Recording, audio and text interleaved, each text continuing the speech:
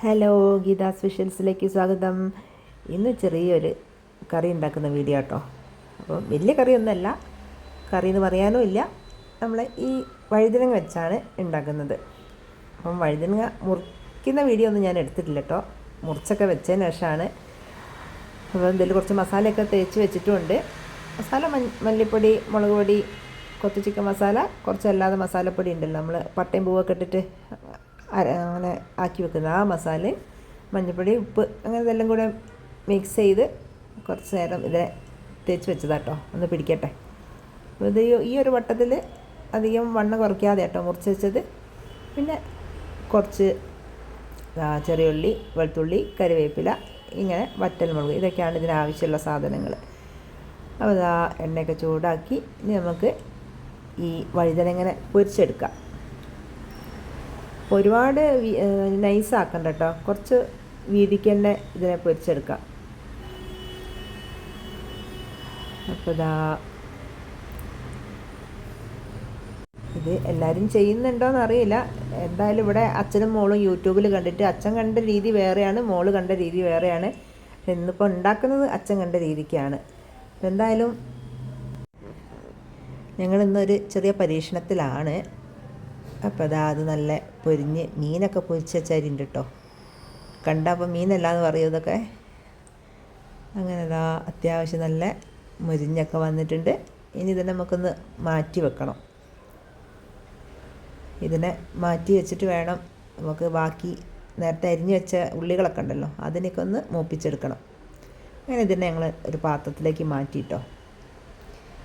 ഇനി നമുക്ക് ഉള്ളിയും വെളുത്തുള്ളിയൊക്കെ കൂടി ഒന്ന് മൂപ്പിച്ച്, കടുക് പൊട്ടിച്ച് മൂപ്പിച്ച്, അതിലേക്ക് കുറച്ച്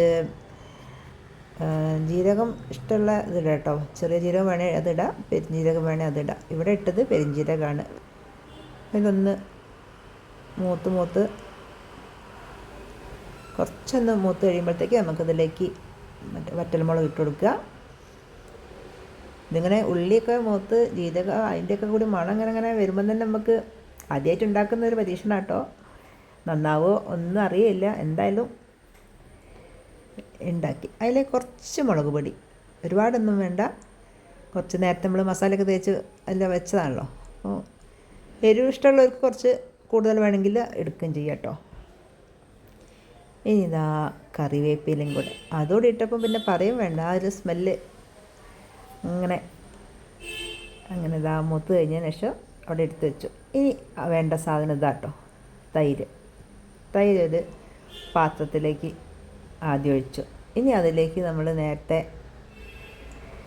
തൈരൊക്കെ നമുക്ക് വീട്ടിലെ എണ്ണയ്ക്ക് അനുസരിച്ച് കൂട്ടും കുറയ്ക്കുകയൊക്കെ ചെയ്യാം കേട്ടോ. അപ്പോൾ അതിലേക്ക് നമ്മൾ നേരത്തെ പൊരിച്ച് വെച്ച വഴുതനങ്ങനെ ആദ്യം അതിലേക്ക് ഇട്ടു.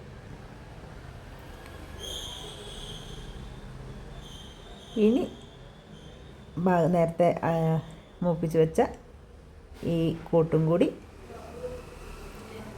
ഇതിന്നൊക്കെ ഇങ്ങനെ മണം വരുമ്പോൾ നമുക്ക് ഇപ്പോൾ എന്താണ് ഇതിൻ്റെ ടേസ്റ്റ് ഒന്നും അറിയില്ല. എന്നാലും ഈ ഒരു മൂപ്പിച്ചതിൻ്റെ മണവും എല്ലാം കൂടെ വന്നിട്ട് ഇങ്ങനെ കഴിക്കാനുള്ളൊരു മുട്ടലാണ് കേട്ടോ എല്ലാവരും. അങ്ങനെ ഇതിനെ അങ്ങോട്ട് ഇനി ഇളക്കി കൊടുക്കുക. ഇത്രയും എളുപ്പത്തിൽ ചെയ്യാൻ പറ്റിയൊരു സാധനമാണ്. ആദ്യത്തെ ആ രണ്ട് പണിയും നമുക്ക് പണിയെന്ന് പറയാനുള്ളൂ. ഒന്ന് അരിഞ്ഞ് പൊരിച്ചെടുക്കുന്നതും പിന്നെ ഇതൊന്ന് അരിഞ്ഞ് മൂപ്പിച്ചെടുക്കുന്നതും, പിന്നെ കുറച്ച് തൈരും ഉണ്ടായാൽ ഒരു കറിയായി. ഇതുണ്ടാക്കി നോക്കിയാൽ ആരും എന്തായാലും പിന്നെ ഉണ്ടാക്കാതിരിക്കില്ല. എളുപ്പത്തിൽ നമുക്കൊരു കറി വേണമെങ്കിൽ നല്ല അടിപൊളി ടേസ്റ്റാണ് കേട്ടോ. ഇത് കണ്ടാൽ തന്നെ നോക്കിക്കേ, കണ്ടിട്ട് ഇത് ഉണ്ടാക്കിയിട്ട് നിങ്ങൾ അഭിപ്രായം പറയണം എങ്ങനെ ഉണ്ട് എന്നുള്ളത്. അപ്പം ഇന്നിപ്പോൾ ഒരുപാട് വിഭവങ്ങളൊന്നും ഇല്ല കേട്ടോ, ഇതൊക്കെ തന്നെയാണ്. ഇതിന്നിപ്പോൾ ഒരു സ്പെഷ്യലായിട്ട് ഉണ്ടാക്കി നോക്കിയതാണ്. അപ്പോൾ നേരത്തെ ഉണ്ടാക്കിയ സാമ്പാറും കുറച്ച് പയറും പിന്നെ ഒന്ന് കോഴിമുട്ടയൊന്ന് വെറുതെ ഒന്ന് പൊരിച്ചതുകൊണ്ട്. അപ്പോൾ ഇതൊക്കെയാണ് ഇന്ന് കഴിക്കാൻ വേണ്ടി പോകുന്നത്. അപ്പം എനിക്ക് തൈര് അത്ര ഇഷ്ടമൊന്നും ഇല്ലായിരുന്നു കേട്ടോ, എന്നാലും ഇതിങ്ങനെ ഉണ്ടാക്കിയപ്പം നമ്മളത് കൂട്ടുമ്പോൾ നല്ല ടേസ്റ്റ് ഉണ്ട്. പിന്നെ ആൾക്കാരുടെ എണ്ണത്തിനനുസരിച്ചൊക്കെ വഴുതനങ്ങ എണ്ണം കൂട്ടാം. അപ്പോൾ അതിനനുസരിച്ച് അതിൻ്റെ നമ്മൾ മൂപ്പിക്കാനുള്ളതും ഉള്ളിയും വെളുത്തുള്ളിയൊക്കെ അതിനനുസരിച്ച് കൂട്ടിയെടുക്കണം കേട്ടോ. ഇതിപ്പോൾ 2 വഴുതനങ്ങയാണ് എടുത്തത്.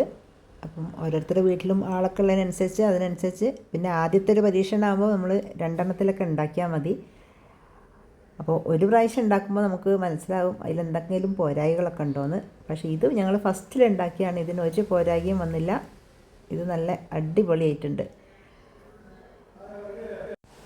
ഞാൻ അത്ര വലിയ വ്ളോഗറും ഒന്നുമല്ല കേട്ടോ. അപ്പം അങ്ങനെ ഓരോന്നിങ്ങനെ ചെയ്തു വരികയാണ്. വീഡിയോ ഒക്കെ കണ്ടാൽ ഇഷ്ടപ്പെട്ടാൽ ലൈക്കും കമൻറ്റും ഒക്കെ പറയുക.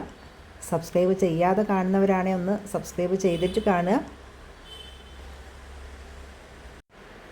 ഇത് ചിലപ്പം എല്ലാവരും ഉണ്ടാക്കുന്നൊരു സാധനമായിരിക്കും. പക്ഷെ ഞങ്ങളിവിടെ ആദ്യമായിട്ട് ഉണ്ടാക്കിയോണ്ടാണ് ഇങ്ങനൊരു വീഡിയോ ഒക്കെ എടുത്തിട്ട് ഞാൻ ഇട്ടത് കേട്ടോ.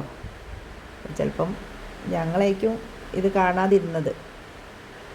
എന്തായാലും നമുക്ക് അടുത്തൊരു വീഡിയോ ആയിട്ട് വരുന്നവരെ ഇനി എന്താ അടുത്ത ദിവസം ഉണ്ടാക്കാന്നുള്ള.